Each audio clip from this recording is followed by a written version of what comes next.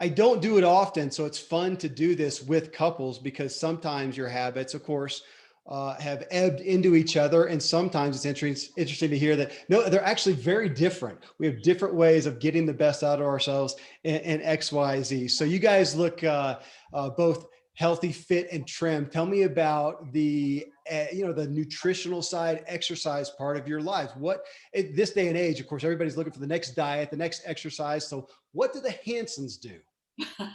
Well, I'll start because I grew up with this mother who was really ahead of her time. She grew these gigantic organic gardens and had us do juice cleanses before they were chic. And that was my childhood upbringing. We went to naturopathic doctors and chiropractors. Those were our main family physicians. I don't think we might have taken, I may have taken an antibiotic like once in my life. If we got sick, it was very raw honey with lemon and all of this stuff. So, we ate out of the vegetables from our garden like all summer long, and organic natural beef, like all that stuff was what we did when we were little and And grew up canned the rest. outdoors. So I'm really thankful for my mother Oh for my goodness. giving me that, giving me that background. And I have really embraced it and tried to live it. It's funny because some of my siblings didn't so much, but I would say the ones who have are probably in the healthiest shape. Yeah. I mean, there's no magic formula. It's very simple, and there's a lot of science that backs it up. So I'm really thankful for that, and we're really active. And so I think when Mark and I came together, would you say I he was You whipped him into he was shape, in did you? training for a while. The Yeah. truth is that both of us, one of the things she loved was that I was taking as many herbs and vitamins as He she did. was. Like I take He was. 78 a day. So it just, we really believe in a full spectrum because we think that, first of all, you got to be mentally fit, spiritually fit first for us, then mentally fit, and be healthy and happy. And then you got to have really good nutraceuticals so you stay immune. And then last but not least, we think the Fountain of Youth, as does our friend Peter Guber, the guy who owns the Golden State Warriors, 50 Academy Awards, our dear friend. He makes us exercise when we're with him traveling. We traveled with him 17 days a couple of years before COVID. That he says you got to exercise twice a day. And if you look at a picture of Peter Guber, he's 82 and looks 42. He's amazing. I see you typing in there looking, who is Peter Guber? But you watched all of his movies, Rocky and Batman and Rain Oh, Man and really? Okay. everything else. So you've He's seen every one. amazing. He's a producer, director, consummate guy. Used to be head of Sony and then now is head of his own his own giant company. I don't want to say a little company. So with that, talking about a garden. So you guys are in, was it Sedona, Arizona? Scottsdale, Arizona. Scottsdale, Yeah. Scottsdale. Do you guys do that there, have a garden there, or are you just able to get local fruits and vegetables, try to do? We have a local farmers market that comes really close to our house. We try to get like as much as possible organic and natural beef. There's a big difference. And bison. Yeah, grass-fed beef is truly a completely different product than normal like grain-fed beef. It is a Right. completely different product. It's so much better for you. So Right. little things like that, when you realize, pay attention to what you're eating. I created a program called Skinny Life, the Mhm. secret to physical, emotion, and spiritual fitness. And I say, I want you to learn to love foods more than you ever have, but just learn to love the foods that love you back. Yes. Hey, that's a great, learn to love the foods that loves you back. I so often find myself realizing we are creatures of appetite. We're going to be creatures of appetite, but can I upgrade my appetite so that my after lunch sugar fix is not something, a bag of M&Ms, but maybe a few dark chocolate covered almonds? Can I elevate so that my food gives me a little more love back? I love that. I love that line. What on the exercise, just because people are curious, I'm curious, what are your chosen outlets for movement, physical exercise? There's multiple. So, but we live here in the Sonora Desert, which is the wettest desert in the world and the greenest and the most beautiful. We think that's why we live here. So we go out our door and we can go up the hill to the top. So we do hiking 2 or 3 times a week. I'll spin a couple times a week. I've been to clubs literally around the world, and I think we got one of the 3 best clubs in the village. And this morning I was there early doing my weight training because I believe, I don't know if Zig did that or I know originally because of Kenny Cooper, Dr. Cooper, he was, into running and he went from fat to thin. I knew Zig when he was Yeah. he says, you're in great shape for whatever it was, an 89-year-old or something like that, Yeah. right? And he said he used to, his idea of exercise was see if he could get out of the water before the water went down his bathtub. Yeah. Pull the drain and fight the current. But I believe you've got to do resistance training every day. So I was up for an hour this morning doing resistance training, and at the club, we got a lot of people that some people call muscle heads, but men and women that are exceedingly strong. But I look, I'm 73. I'm going to live to be 127 with options for renewal because it's in writing. The Bible says, write a thing, make it clear, it'll be established unto you. Just got to ask, right? What I'm going to do, and I am in peaking health. And the good thing about being a writer, speaker, and business person, because we own a lot of companies, is other than a sports star, is that sports stars are done at 30 or 40 years old. It's about the latest, depends on the sport. But as you write, you get more profound, more wise, hopefully more insightful and more helpful to other people. And there's why I'm writing more and more every single day. Tell me about relationships. You guys have yourselves and your extended family. What are some of the things that you keep in place to keep not only just the family relationships, but even those friends? I mean, we just gone through COVID that separated so many people. So it's interesting to see what have you been doing to keep your relationships in line with where you wanted to be? Right. Well, one thing we decided is from the beginning, we were not going to get into the fear. We loaded up on hydroxychloroquine and ivermectin in case we got it, because we followed, there were several thousand doctors treating with patients with those very effectively. And so we thought, you know what, we have something that'll help us through this if we get it. And we didn't, as long as anything was open, we kept moving. We kept going. If hotels, I mean, we even traveled to Sedona and Flagstaff 3 or 4 times last summer from Scottsdale, stayed in hotels, went to restaurants that were open. A lot of them were outside for a while, but we did end up getting COVID, and we took our ivermectin and our hydroxychloroquine. I had a super mild case. His started out really hairy, and then like in one day he was 100% better. Because he combined the hydroxychloroquine and ivermectin together. I just took hydroxychloroquine, but so we're not afraid because we take we also have a ton of knowledge about, nutraceuticals, vitamins. We knew the vitamin D, the protocol, the quercetin, all the things you're supposed to be taking, vitamin C, to keep your immune system strong so it will fight off the disease. And we did. I was over it in a week, and Mark was over it in a couple of days, and he accidentally took too much of the hydroxychloroquine, but that's another story. The fact that he's such a big body, it didn't hurt him, but it really blew the COVID out of his body fast. Let me go back to relationship. She everything she said is accurate. But relationship, she is 1 of 9, I'm 1 of 4. So we got big families and big extended families, kids, grandkids. I want to just tell you, on Mother's Day, just a few days back, we were with one of our brothers and one of our nieces, and the niece is a superstar in school, getting scholarships for STEMs, science, technology, and math. And she just is great, but she got terribly diseased. And now when she came out, she saw she had great art ability. And we looked at her pictures and we went, wow. And she asked, that's the point. Her name's Lauren. And we looked at her art and I said, I can really help you. And I can introduce you to this person, that person, because I'm on the board of Weiland's Gallery, the biggest commercial artist in the world, does about 87 million a year. And I wrote to save the ocean, every drop of water should be a clean drop, that kind of stuff for why. And she calls me one day and says, hey, I read your book and I really like it. I want to ask if you can have me talk to Weiland someday. I said, well, how about right now? She said, come on, Uncle Mark, you can't really do that. I said, no, he and I've written 3 books with Y. It's not a question of are we close friends, right? We did Chicken Soup of the Ocean Lovers and all that. So I phoned him up. Unfortunately, he's in a car driving down to Florida. I've been to that house, one of his 8 houses. And I said, hey, Y, I got to introduce you to a young lady who's got phenomenal natural art ability. She's 19 or 20 years old and just really creative. And I'd like you to let her just sit in and watch you. And you, if you choose, be our mentor. He starts talking to her and they just had an instant bond. Well, she's going there, it turns out, this weekend to California to be at his gallery in California. He was at his Florida gallery before. And then I introduced her to a neurosurgeon who had a tragic bicycle accident, bicycle into a truck stopped, and he didn't see it happening. So anyhow, the point is, she was kind enough to ask as a little 20-year-old, and now she's rocketing forward.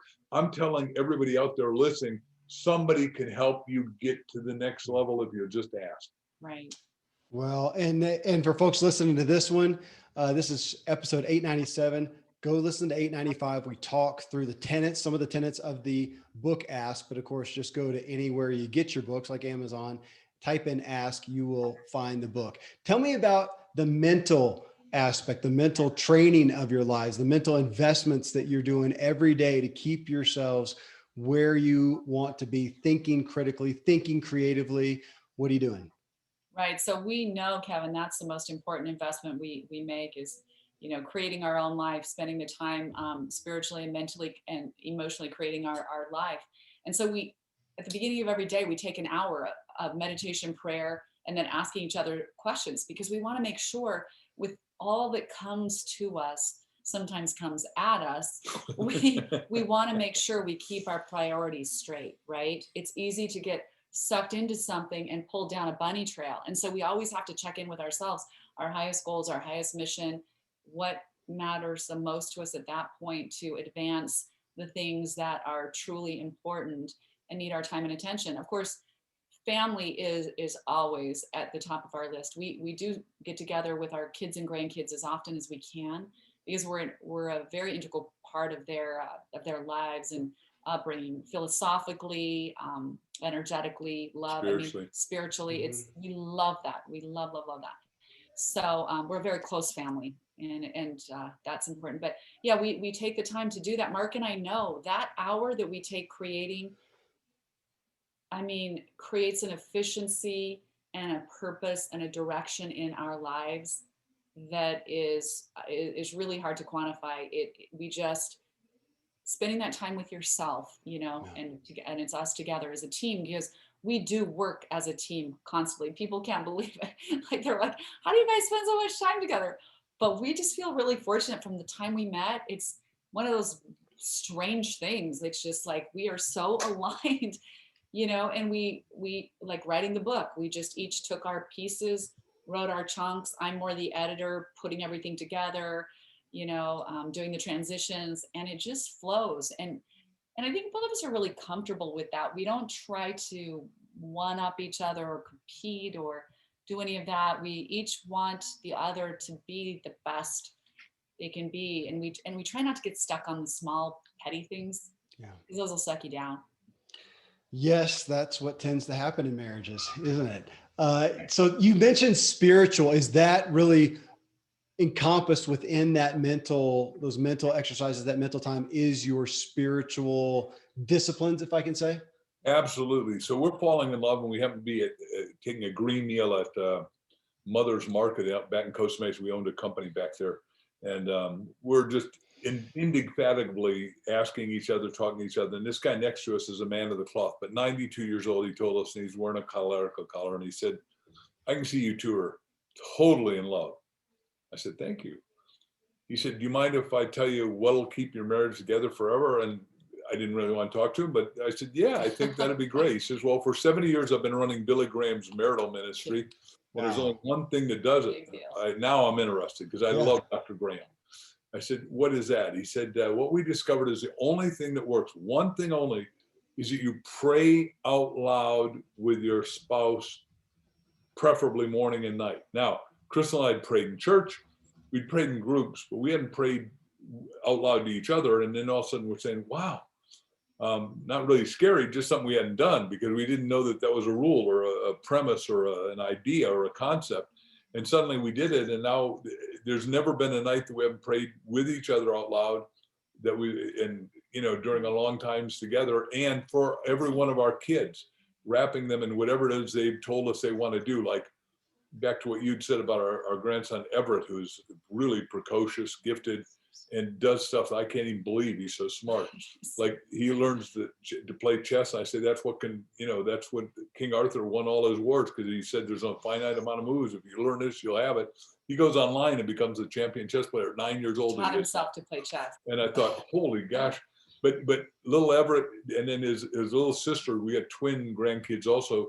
And little Maddie says, Grandpa, you're the best word guy I know. I want you to, and you know, I'm the #1 speller in my school. And I go, oh yeah, yeah. He said, you challenge me to big words, and I'm going to learn how to spell them. And just, you know, the point is, we are with these kids playing really good games that'll edify their mind. And and each one of them gets to, I may have gone too far here, Kevin, but they have sleepovers privately with Mimi, that's the name she goes by, and Grampy.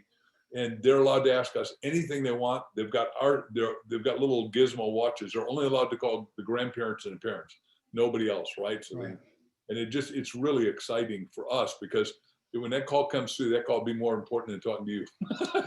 Granted, I'll accept that. You know, I want to ask you guys about the praying together, because again, it's something that's easy to listen to and to give a head nod to, but for that to be cited as such a paramount ingredient for marriage, I'm going to assume that within that, it probably relates somewhat to the type of prayer. And I don't want to say that like a formulaic question of what are you praying about, but this would be, for that to exist, for it to have that kind of gravity, I would assume that we're talking about an authentic prayer of, this is me opened up unto God and letting my spouse be privy to my own seekings. And this isn't just a by rote prayer. Hey, God in heaven, thanks for everything. It's good knowing you. That we're talking about some vulnerabilities that are coming out of this. Yes. That is so true, Kevin. I'm glad you mentioned that, because when he first said it, it sounds strange, but I was like, whoa, can I do that? I mean, because I recognized it was a level of intimacy, Yeah. spiritual intimacy, that I don't think I've ever had with anyone before.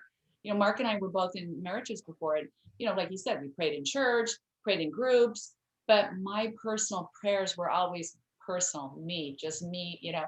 Right. And I'm like, wow, can I do that? That's such a level it felt like such a level of intimacy. But we're like, okay, let's try. You know, the guy that was the head marital counselor at Billy Graham said, this is the factor that keeps couples together. That's something to think about. So we did it. We tried it. And at first it's like, oh, you know, you do feel vulnerable.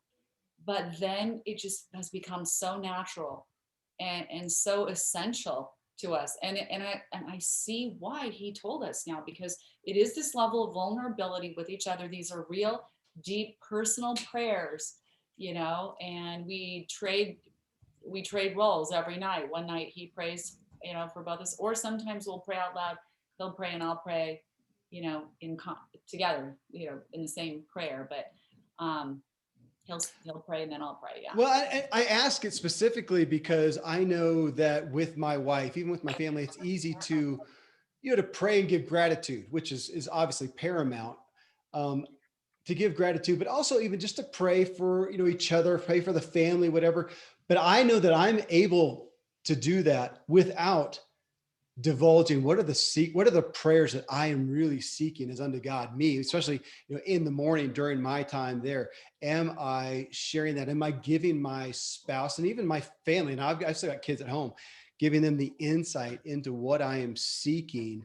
We're kind of back to maybe that pride issue we talked about in the first one. Not that I struggle with it. This is completely theoretical, but if I were to, this is an area that I could see coming up. Well, thank you for sharing that. That's why I love these behind the scenes looks. That will give me some things to chew on right there. Well, let me go on the personal note that we're on as well. A question that I really like asking is what you do just for you, just for Crystal, just for Mark. And this comes into the think about it as could be play, fun, hobbies, self-care, which we could say everything is self-care to some degree, but the things that you do, that these are special just for me. These are what help me be the vibrant, inspired, fun person that I am. Give me a rundown. So for self-care, I like to take care of myself, like keep my hair healthy, my nails, all those things that are important to women. I mean, it's a little bit of an indulgent, the pedicures, the manicures, things like that. But I also like to, like Mark said, I love exercising is so essential to me for my health, my mental well-being. And then we have this beautiful club that we work out at, and it has a spa down below. So we have, we could go in, and I love taking like the hot sauna and just sitting there. It's such a good time to have that quiet time alone. And, it's a bit of an indulgence to take that time and take a 20-minute sauna or a steam bath or, something like that. But we do it. And that's definitely an indulgence that really, fortifies and edifies me personally. I love that. And then hiking seems like self-care to me because it just regenerates my spirit, and being out in nature, I think, is so critical, because when you're in nature, you're out in more of God's beautiful creation of life. There's a life force in nature that's part of creation. And you feel the energy, the liveliness of that. I mean, I think that's why Jesus went out in the desert by himself for 40 days and 40 nights, having that solitude with nature. It's just an incredible experience. It's so edifying. So those are my things. I will agree with all that self-care. And then the other thing is that I believe, because we work incredibly hard, and the way we color code our calendar is that purple, which is God's highest color in the electromagnetic spectrum, is the workday. Then yellow is clean up the mess. And I'm really good at making messes. But then the third one is green. And what for us, it means a vacation on a regular basis. Now we are in Mexico, for 10 days. We're in at Thanksgiving. We're with our family in Florida for 10 days around Sarasota. I won't do the exact city, but we were on the ocean. It was spectacular because we can't go to Hawaii or can't go to the Caribbean again yet. And then we're going to Colorado and again with family. We'll be in Boulder for 10 days. One of our nieces is getting married, and that's very exciting. And the whole family is coming in. So it's going to be when we do a family event, it is an event. There are a lot of people showing up, and that's all self-care, because the truth of the matter is the whole family has decided we're going to get along no matter what. And we'll go through it. And if we have an issue, hopefully we are good at forgiving each other, because the love only has two aspects in self-care. Givingness is what, God gives us everything. We're supposed to do something with it. And then forgiving ourselves and others and God, if you think God needs forgiveness. You mentioned golf. I was going to ask on that one before. Is that a getaway for you guys? Mark doesn't golf. I golf. Really? Yeah. She's really good, by the way. She's good at everything she does. Very very average. And our son is terrific, by the way. Everything's relative, right? Yeah. Compared to Mark, who's never golfed before, I'm good. No, but I wish he did, but quite honestly, we don't have a lot of time to golf. Golf is one of those games that takes a lot of time. I loved doing it. I learned to golf when my kids were young, because I was in a group of, my neighborhood had these young professional women like I had been, but we kind of took some time off to be with our children for a few years, and it was great. And so we had the time to learn to golf. We learned to golf together, and we would go to average courses, not good courses, because we sort of like the 9 holes and lunch.